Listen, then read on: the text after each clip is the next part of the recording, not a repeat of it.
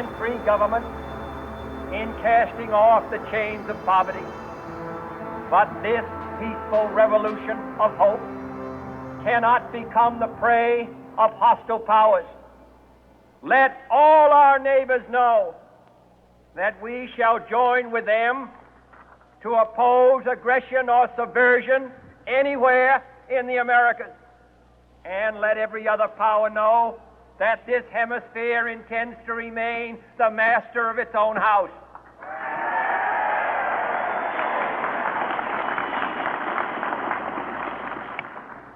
To that World Assembly of Sovereign States, the United Nations, our last best hope, in an age where the instruments of war have far outpaced the instruments of peace, we renew our pledge of support to prevent it from becoming merely a forum for invective, to strengthen its shield of the new and the weak, and to enlarge the area in which its writ may run.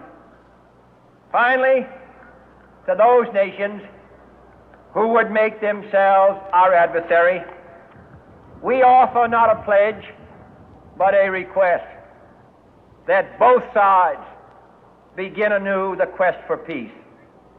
Before the dark powers of destruction, unleashed by science, engulf all humanity in planned or accidental self-destruction, we dare not tempt them with weakness, for only when our arms are sufficient beyond doubt can we be certain beyond doubt that they will never be employed.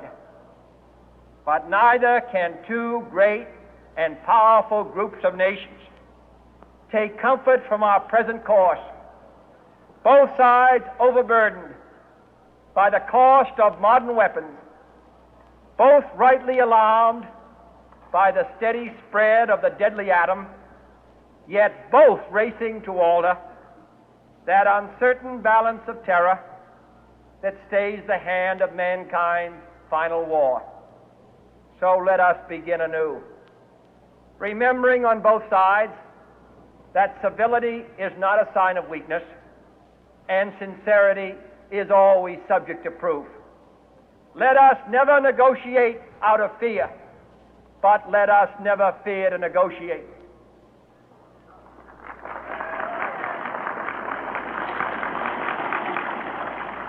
Let both sides explore what problems unite us, instead of belaboring those problems which divide us.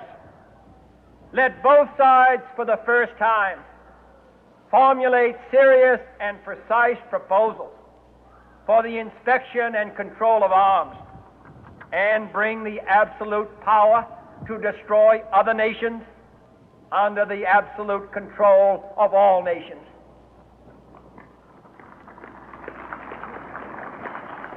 Let both sides seek to invoke the wonders of science instead of its terrors.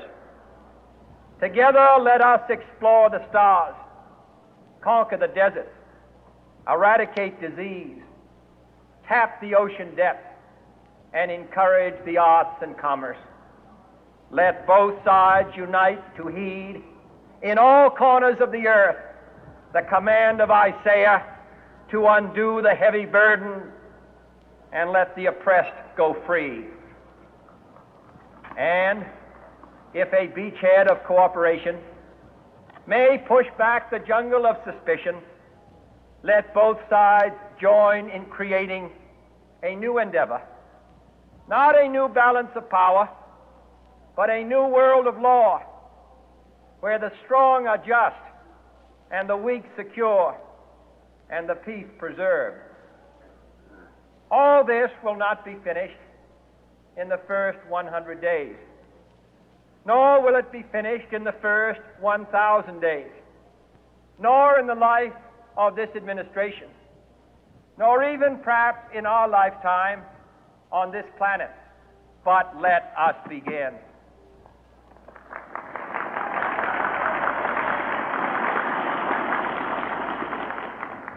In your hands, my fellow citizens, more than mine, will rest the final success or failure of our course. Since this country was founded, each generation of Americans has been summoned to give testimony to its national loyalty. The graves of young Americans who answered the call to service surround the globe.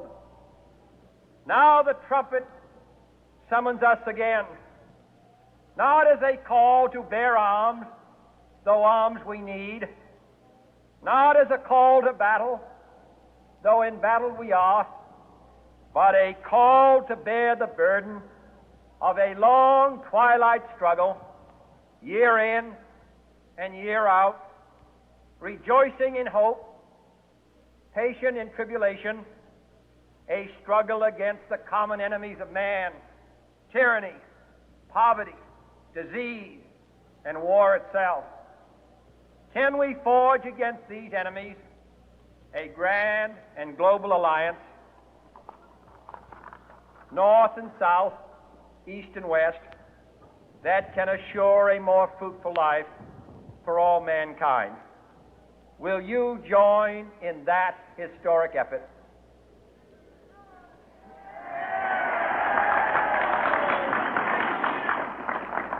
In the long history of the world, only a few generations have been granted the role of defending freedom in its hour of maximum danger. I do not shrink from this responsibility. I welcome it.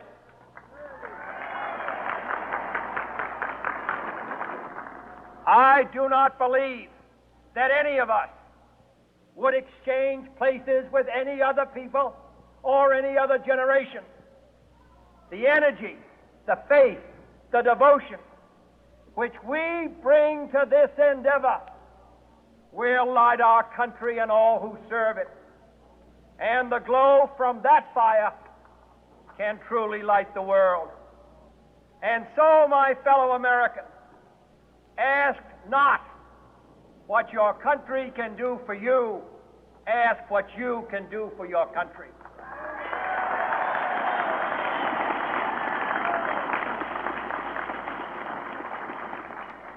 My fellow citizens of the world, ask not what America will do for you, but what together we can do for the freedom of man.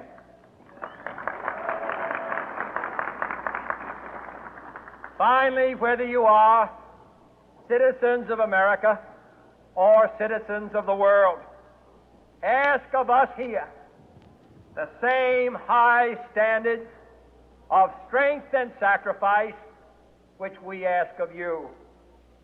With a good conscience, our only sure reward, with history the final judge of our deeds, let us go forth to lead the land we love, asking His blessing and His help, but knowing that here on earth, God's work must truly be our own.